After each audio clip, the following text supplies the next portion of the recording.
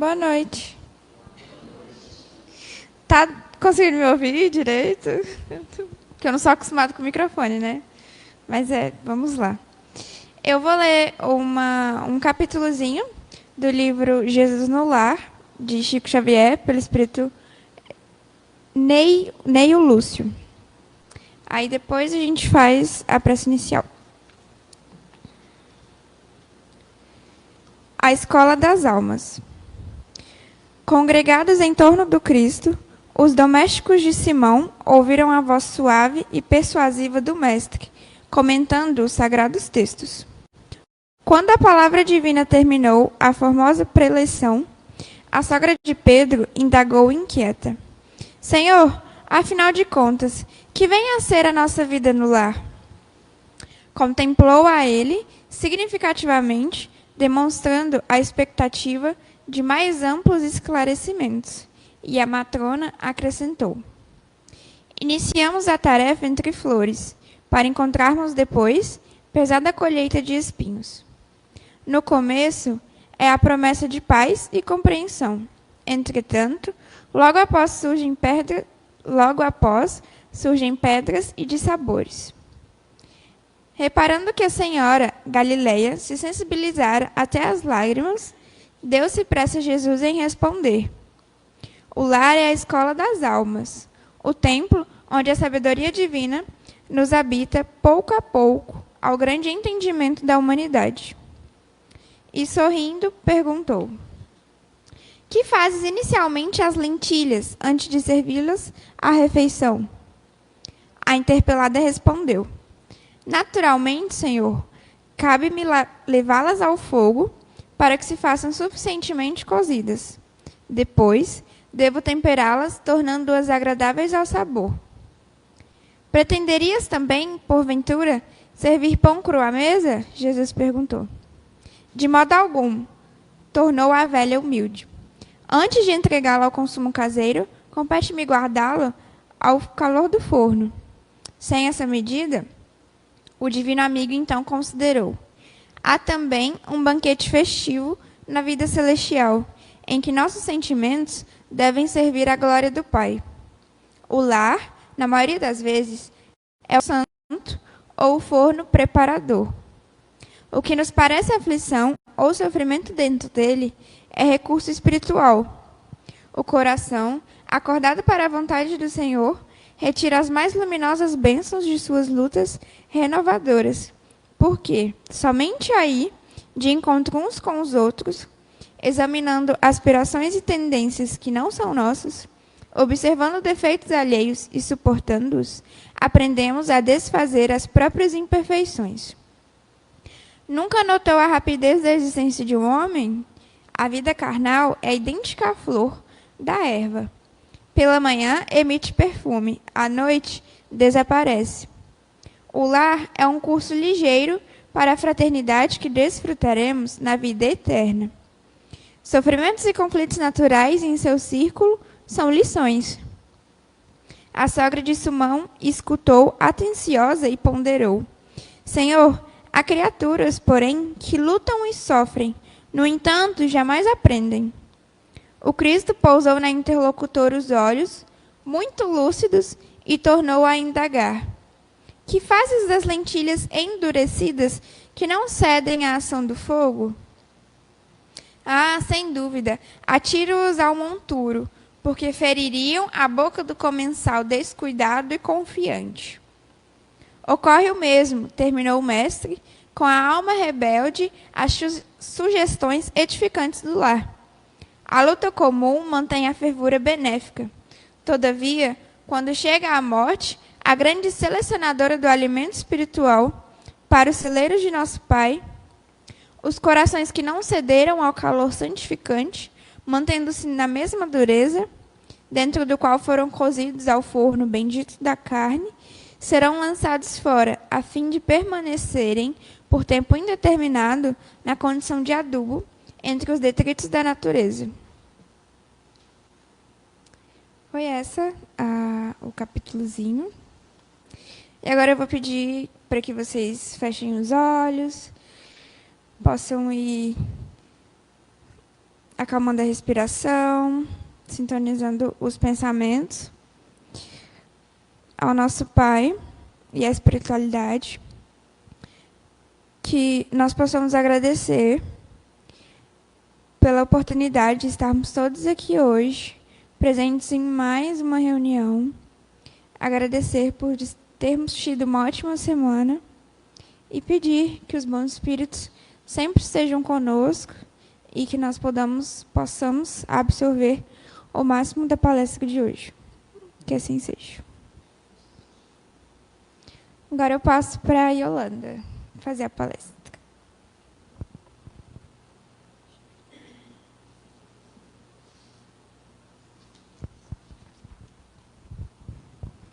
Boa noite a todos.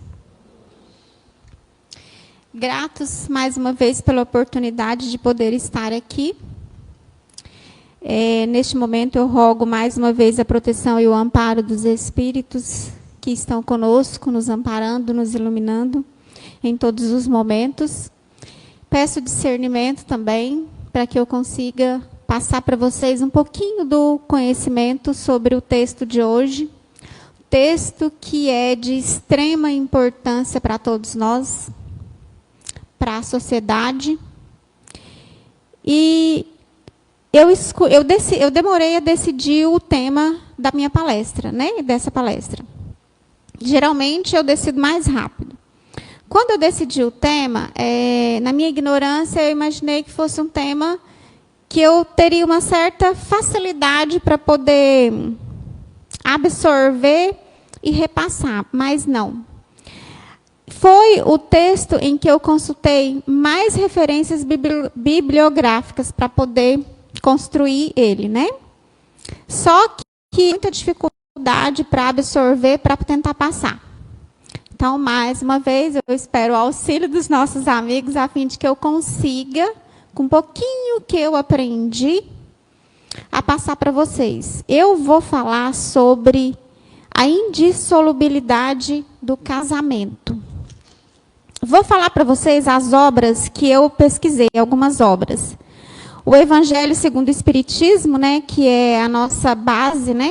Nossa base está aqui, o Evangelho, que todos conhecem. O Livro dos Espíritos, Minha Família, o Mundo e Eu. Esse livro aqui, eu sou apaixonada nele, assim, eu sempre releio ele. Ele fala sobre, no quesito família, ele fala sobre todas as situações que uma família está sujeita quando encarnada. Eu falei, tem algumas coisas também sobre o Jesus no Lar, que é um livro que eu gosto demais também. Vida e Sexo, Caminho, Verdade e Vida. Então, eu dei bastante lidinha, mas não foi fácil. Mas no finalzinho já, depois que eu já tinha terminado, que eu li, que eu reli, eu entendi o porquê, eu penso ter entendido o porquê da dificuldade de entender à luz do esclarecimento, da luz da doutrina espírita e à luz das leis de Deus. Não é de longe que a família, hoje, vamos falar daquilo que a gente conhece a nível Brasil. Então, a nossa família brasileira, ela está ameaçada há algum tempo, né? Talvez seja por isso que eu tenha tido uma certa dificuldade, mas, enfim, vamos lá. Então, o estudo da noite de hoje é sobre o capítulo 22, que está no Evangelho segundo o Espiritismo, não separar o que Deus juntou. Então, vamos ver sobre a indissolubilidade do casamento. Eu vou ler para vocês a parábola. E chegaram a ele, a Jesus, né, os fariseus, tentando-o e dizendo: é porventura lícito a um homem repudiar a sua mulher por qualquer causa? E Jesus respondeu. Lhes disse: não tendes lido... E Jesus respondeu: não tendes lido que quem criou o homem desde o princípio os fez macho e fêmea? E ainda disse: por isso deixará o homem pai e mãe e ajuntar-se-á com sua mulher, e serão dois numa só carne. Assim que já não são dois, mas uma só carne. Não separe logo o homem o que Deus ajuntou. E os fariseus ainda replicaram a Jesus. Pois por que mandou Moisés dar o homem à sua mulher carta de desquite e repudiá-la? Respondeu Jesus. Porque Moisés, pela dureza de vossos corações, vos permitiu repudiar vossas mulheres. Mas ao princípio não foi assim. Eu, pois, vos declaro que todo aquele que repudiar a sua mulher, se não for por causa de fornicação e casar com outra, comete adultério. E o que se casar com a que o outro repudiou, também comete adultério. Essa passagem está no livro de Mateus, no capítulo 19, nos versículos de 3 a 9. É interessante que quando os fariseus, quem eram os fariseus? Os fariseus eram os doutores da lei da época.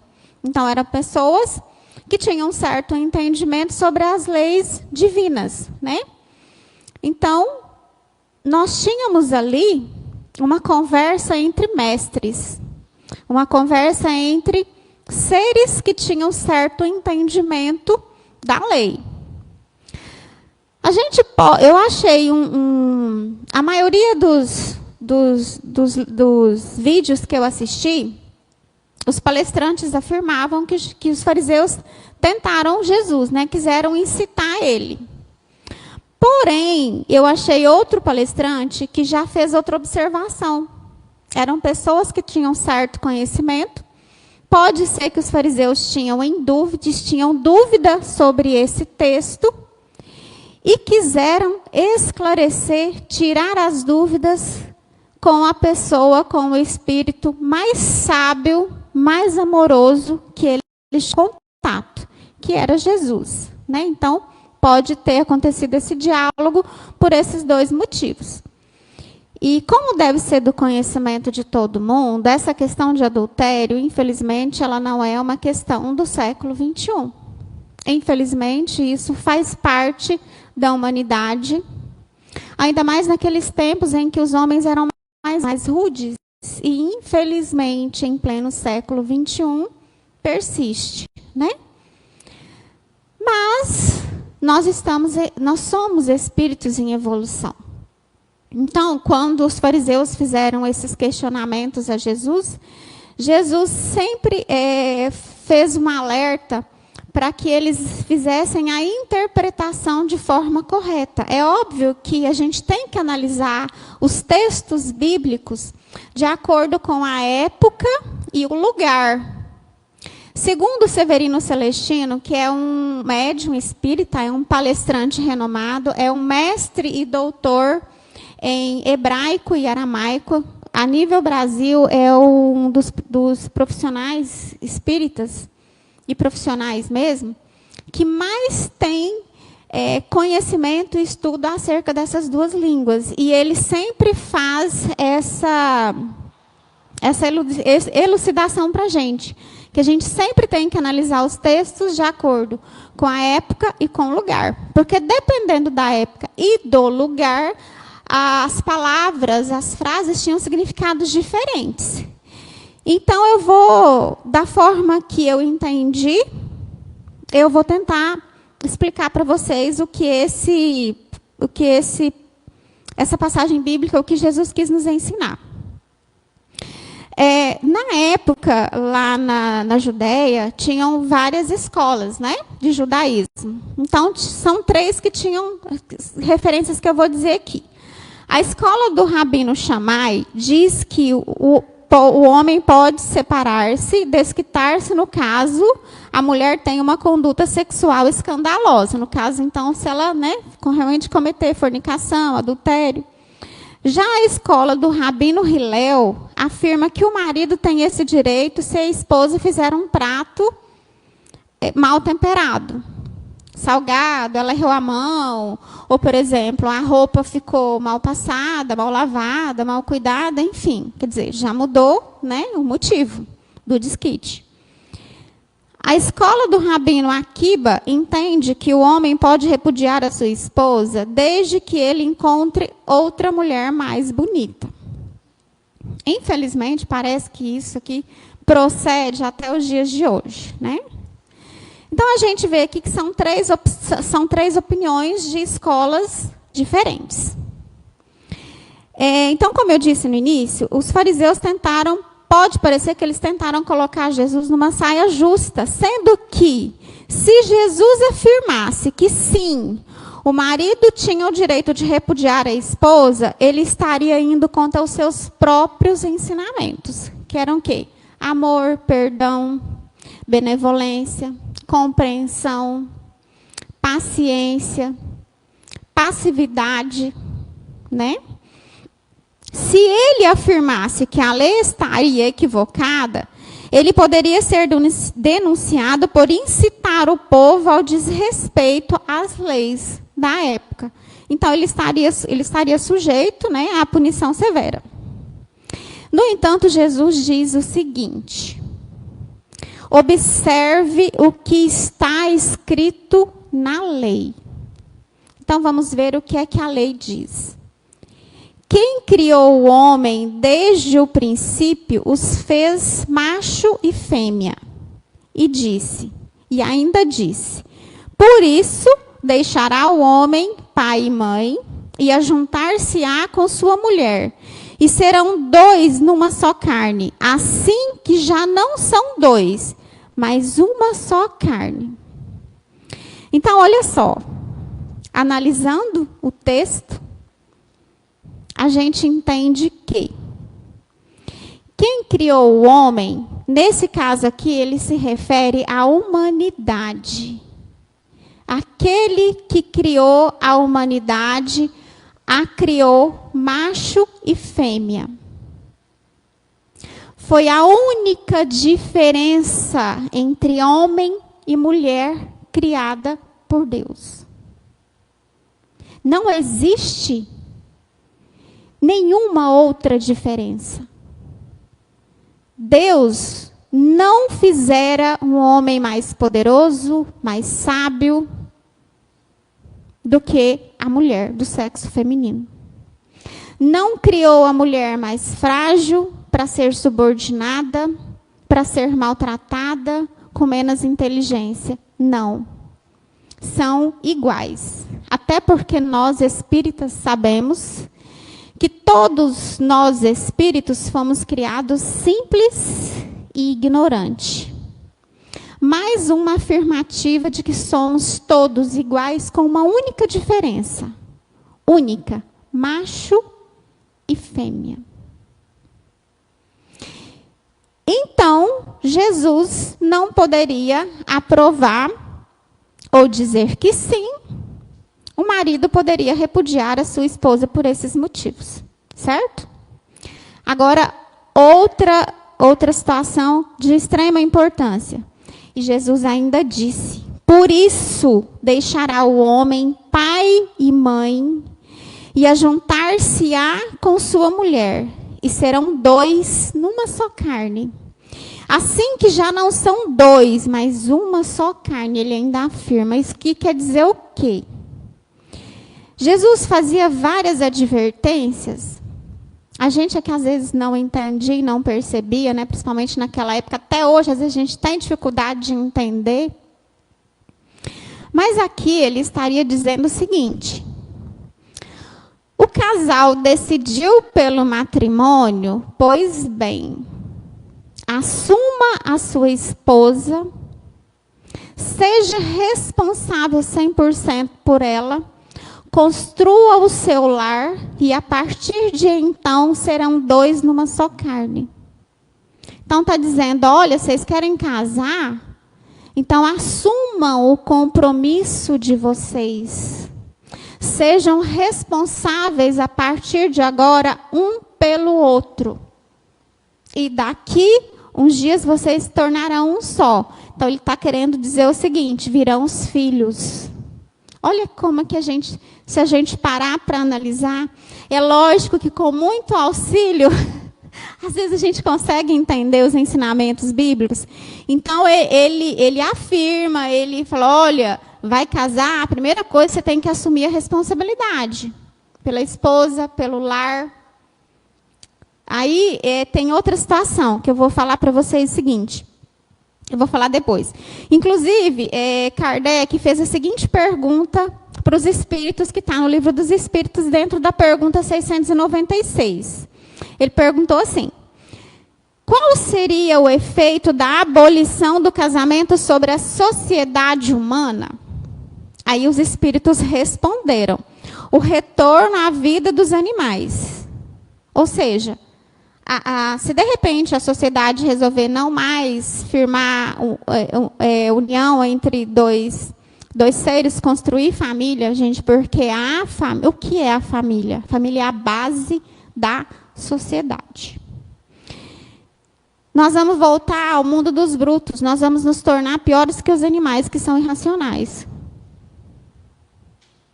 Então os espíritos responderam, o retorno à vida dos animais. O casamento é um dos primeiros progressos na sociedade humana. Então vamos lá. Aí aqui mais embaixo, fala o seguinte, Deus quis que os seres se unissem não somente pelos laços carnais, mas também pelos laços da alma, a fim de que a mútua afeição dos esposos se estenda aos filhos e para que sejam dois em vez de um a amá-los, tratá-los e fazê-los progredir. Muito bem. Quando eu decidi me casar, meu avô morava na fazenda, né? Eu acho que, como na maioria das famílias, a gente sempre se reúne, vez na semana, no mês, na casa do vô, né? Que é o reduto, o refúgio de todo mundo. Então, chegando lá, eu falei para meu avô, né, que eu ia casar. Falei, vô, vou casar, né? Toda alegrinha, né?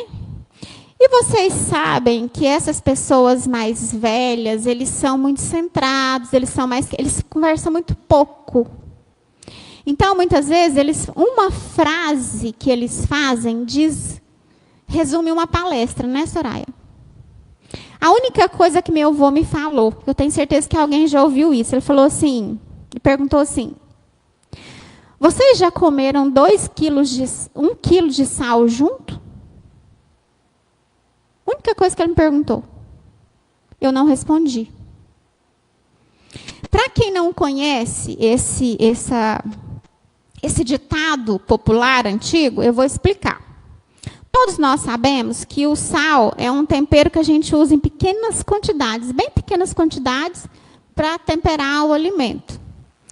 Então, se você usa muito pouco para poder temperar o alimento e somente 2 pessoas vão consumir, então significa que 2 pessoas, para 1 quilo de sal, precisa de um tempo considerável para poder consumir aquele 1 quilo de sal, certo? Muito bem. Então, vamos entender como é que deve iniciar o matrimônio. O correto seria, inclusive, nesse livro aqui, ó, Minha Família, o Mundo e Eu, Raul Teixeira, que é a psicografia de Raul pelo Espírito Camilo. Aqui eles esclarecem muito bem. A gente deve obedecer às fases. Quais são as fases? Namoro, noivado, casamento. Por quê? Aí aqui embaixo tem outra informação que eu tirei desse livro que diz o seguinte, para que a gente entenda. Conscientes de que cada pessoa conhece quase nada a respeito de si mesma, chegando a assunto desconhecido, bem se pode entender que cada parceiro da conjugalidade passional se ignora por quase completo, quando adentra a instituição do casamento. Então, por que é importante noivar, namorar, noivar, casar? Às vezes você conhece uma pessoa na balada. Na balada está todo mundo feliz, alegre, maquiado, bonito, está tudo certo, não tem nada errado, tudo que você faz é motivo de riso, de piada, de gracinha. Muito bem, você conheceu ali na balada. Aí, de repente, começa o relacionamento do namoro. Nesse tempo de namoro e noivado, conforme você vai convivendo com a pessoa, conforme você vai convivendo com a pessoa, você vai conhecendo quem ela é. Porque quando você conhece uma pessoa, o conhece bem supérfluo, a gente conhece a pessoa toda educadinha, bonitinha, aceita tudo, não reclama de nada, não dá piti. Conforme você vai convivendo, o verbo conviver, nesse caso, ele é o mais assertivo, penso eu, você vai descobrindo quem realmente a pessoa é, porque ela vai perdendo a máscara, ela vai deixando a máscara cair. Então, eu preciso de tempo na convivência para conhecer realmente quem é essa pessoa, porque os defeitos vão começar a aparecer.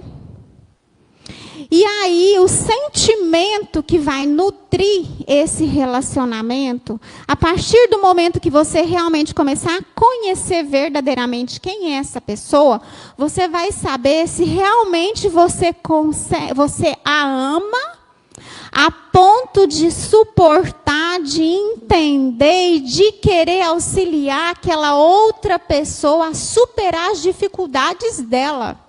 E ela as suas. Por isso que é importante o relacionamento pré-casamento.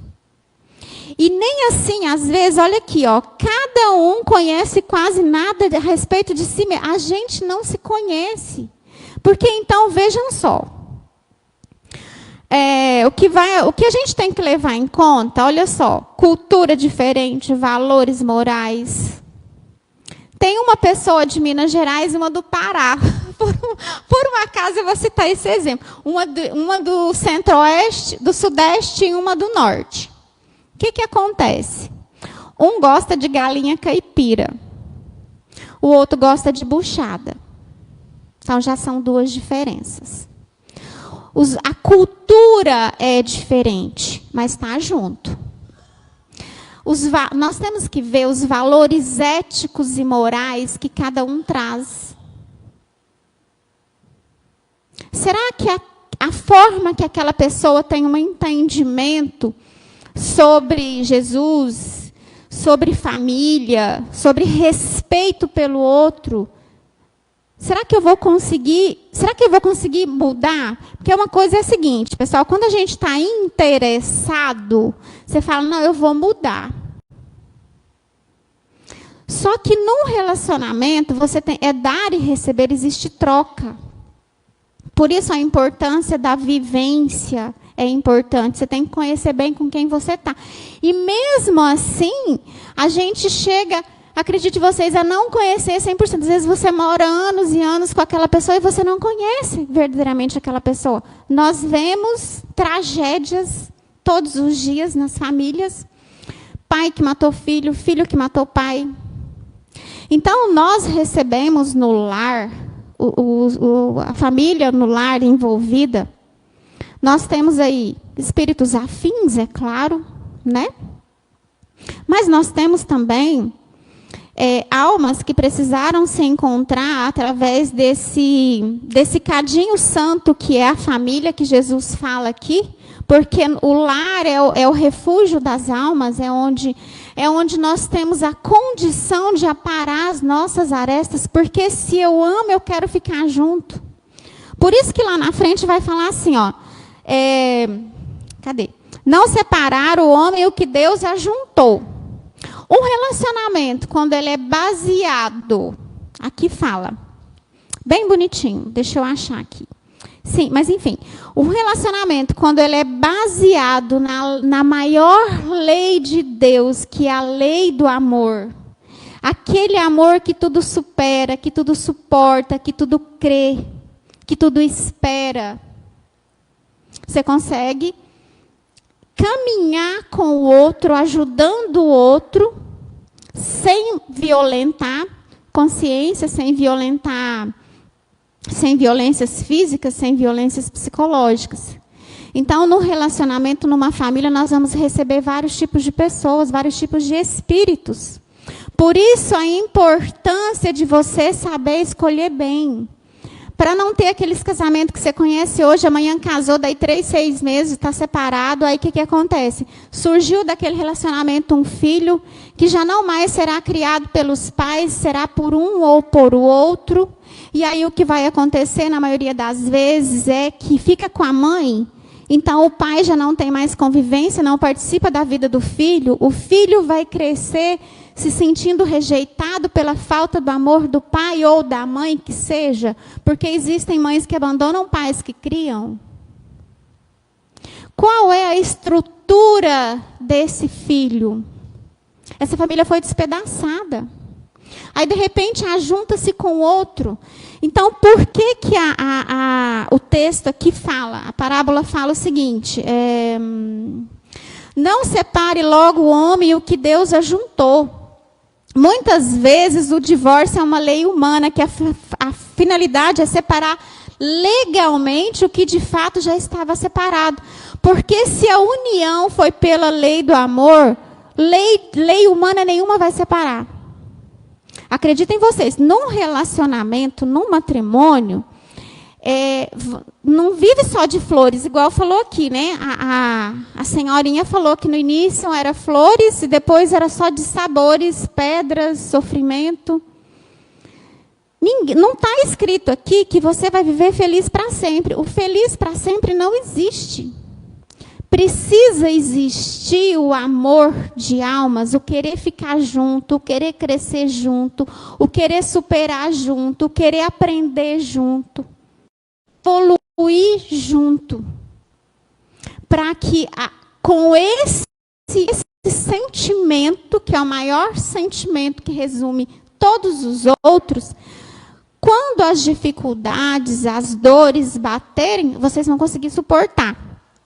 Porque aqui também fala o seguinte, ora, não existe adultério onde reina a sincera afeição recíproca. Se existe o amor sincero, esse amor tudo supera e tudo suporta. Do contrário, dupla desgraça que se evitaria se nas condições do matrimônio não se esquecesse da única lei que o sanciona aos olhos de Deus, que é a lei do amor. E aí os espíritas fazem para nós outra advertência, lá no Livro dos Espíritos. Eles dizem assim, especialmente para nós espíritas. Ó espíritas, compreendei o grande papel da humanidade.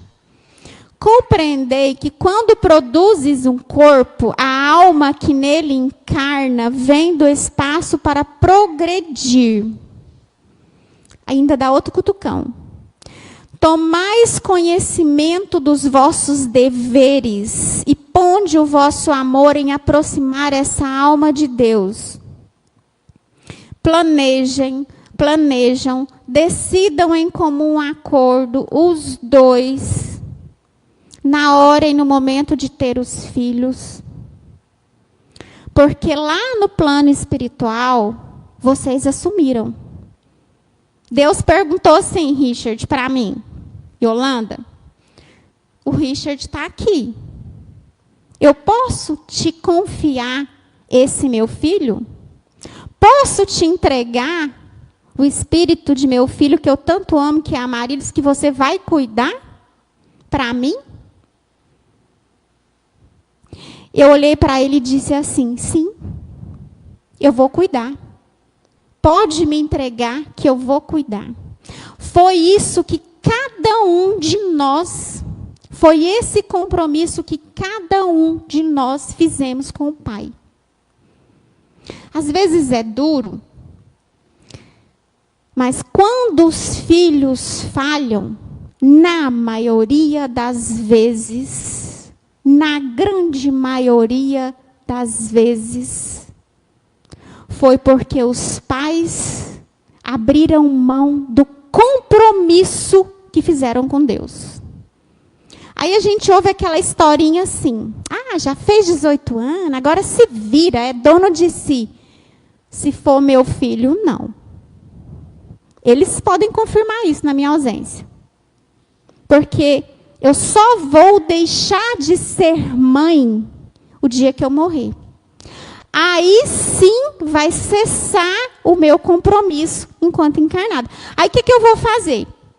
Vou pegar minha malinha e vou lá fazer o meu acerto com Deus. Cheguei, pai. Estou pronta. É assim que deve ser. Agora que é fácil? Não, não é. Desde o momento que entra na barriga, não é fácil. Principalmente quando nasce pequenininho, às vezes tem um pai que não aguenta aquela confusão toda. Criança não dorme, criança chora, criança fica doente. Aí depois vem a fase da adolescência, onde as crianças começam a partir dos 7 anos, as crianças começam a apresentar realmente quem são. E é onde você tem que ter muita firmeza, muito amor, muito compromisso para poder conduzir, porque quando produzes um corpo, a alma que nele encarna vem do espaço para progredir. Foi com essa finalidade que Deus nos confiou esses filhos. Então, se esse lar não tiver uma estrutura para que você saiba encaminhar, estruturar esses filhos, preparar esses filhos para conviver em sociedade de forma mais harmônica possível, para que eles sigam a senda do bem, nós teremos futuramente choro e ranger de dentes. E dependendo da situação, nós vemos isso, nós sabemos disso. Existem situações em que mães pedem, imploram para sofrer, para passar pela prova no lugar do filho. E nós sabemos que não é permitido, porque a lei de ação e reação não perdoa. Então, saibam escolher, escolham através do amor. Não é que então o divórcio, por isso que Jesus não entrou em questão no divórcio, porque o divórcio é uma lei humana. Se a união dos dois foi feita através da lei máxima de Deus, que é a lei de amor, não vai precisar, homem nenhum, lei humana nenhuma vai separar. Lei humana nenhuma vai separar. Então, detente a refletir no fato de que cada vez que o Criador põe nos teus braços um dos teus espíritos, convertidos em filho da tua carne, ou dos teus sentimentos, é um indicativo de quanto ele confia em ti. Na formação familiar, espera o Criador do mundo que os seus integrantes aprendam a partir de um conjunto pequeno de indivíduos a relacionar-se com o mundo inteiro representado, por seu turno, pela sociedade em que a família está inserida. Por que eu falei que a família estava em perigo? A nossa família realmente ela está em perigo. Nós vivenciamos, infelizmente, uma família sem estrutura.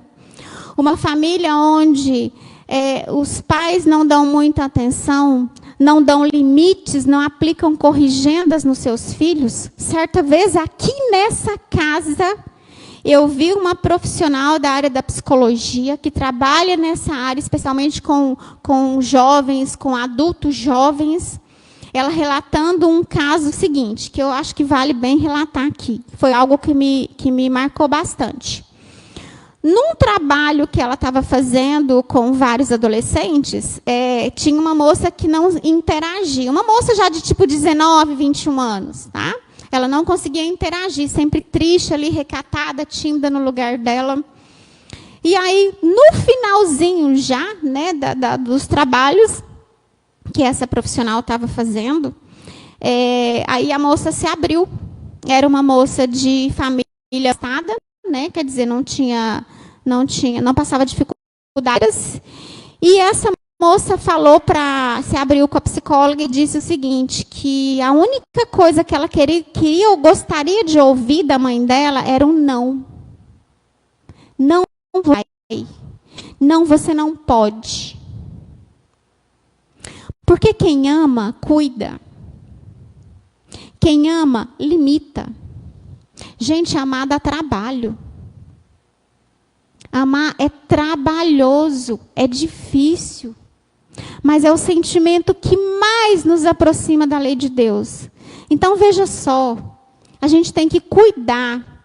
Então, é cuidar primeiro um do outro, cuidar daquela alma que você recebeu como impor, sim, limites, estar presente. Ah, tem 18, tem 20, tem 30 anos, mas está começando a ir para o caminho errado. Você vai deixar porque ele já é dono de si? Eu não vou. Pode, respeitando a opinião e a decisão de cada uma, mas quando falhar, e aí? Ah, pode até, né? Eu já falo, ó, se eu tiver velhinha, não corre. Porque daí eu não vou dar conta de alcançar. Vai apanhar quieto, não corre. Não deixei de ser mãe. Vai, a hora que eu morrer eu vou acertar, mas não acerto, não morri ainda. Então, ser pai e ser mãe dá trabalho. Eu convivo com pessoas entre 18 até 70 anos. E a gente vivencia a carência da família. Família tem que ser família. Tem que envolver, sim, um num problema do outro. Tem que ir lá no dia de domingo. Tem que ver quem está namorando, quem é a família do namorado, quem é a família da namorada, por que reprovou na escola. Tem, sim, que envolver, porque é família. Nós estamos ligados. Olha quantas pessoas nós recebemos. Às vezes foi um filho, porque recebemos almas afins e recebemos almas em dificuldade, espíritos que às vezes vêm viciosos, vários vícios, vários tipos de vícios do mundo, vícios da carne. Hoje nós vemos que os vícios da carne parece que estão tomando conta. Está errado, nós precisamos apresentar não só para os jovens, mas tem muitos adultos aí que esqueceram dos valores morais e éticos. Pergunta para esses jovens de hoje, quem é que sabe cantar o hino nacional? Eu sei, eu ainda cobro dos meus. Quem sabe cantar? Não sabe, está errado. Então, dá trabalhoso sim. Mas erga, né, a labuta, enfrente a labuta, porque você vai triunfar. Porque creio eu que para pais e mães conscientes, não tem nada mais gratificante do que quando você vê um filho seu nascendo, não interessa qual a profissão que ele escolheu, se é médico, se é advogado, se é gari, se é servente, se é pedro, não interessa. O que tem para Deus e o que deve ter valor para a sociedade é se ele é um homem de... Esse é o maior valor de um ser humano. Ser um homem de bem. Porque somente o amor pensado, sentido, sofrido e vivenciado consegue isolar os esposos, seus filhos e sua família das ciladas imprevisíveis das organizações sombrias de inimigos comuns do grupo doméstico que pretendem o desmantelamento do conjunto, lhe impeça ou lhe retarde os motivos motivados pelo despeito e pela inveja. Então, ajam de modo que não lhes abras as portas do coração e da mente, jamais. De superar, tendo o amor de Deus por testemunha, converte o casal em verdadeiros servidores da vida, cooperadores reais da divindade, impulsionando as bases do lar para os cismos da harmonia e com a missão devidamente cumprida. Eis a família que nós precisamos edificar. Uma família edificada na lei do amor de Deus. Tempestade nenhuma derruba. Tempestade nenhuma abala. Era o que eu gostaria de passar para vocês. Espero que faltou muita coisa ainda. mas o que eu consegui me expressar está aqui. E que o amor de Deus sempre vença, né? Supere tudo, porque o amor, sim, ele tudo suporta, ele tudo supera, ele tudo espera. E amar incondicionalmente é o que todos nós devemos aprender e trabalhar para chegar a esse objetivo. E eu vou devolver a palavra para a Marilis, que foi que os dois foram expostos hoje, né? Para poder encerrar para nós. Muito obrigada a todos e boa noite.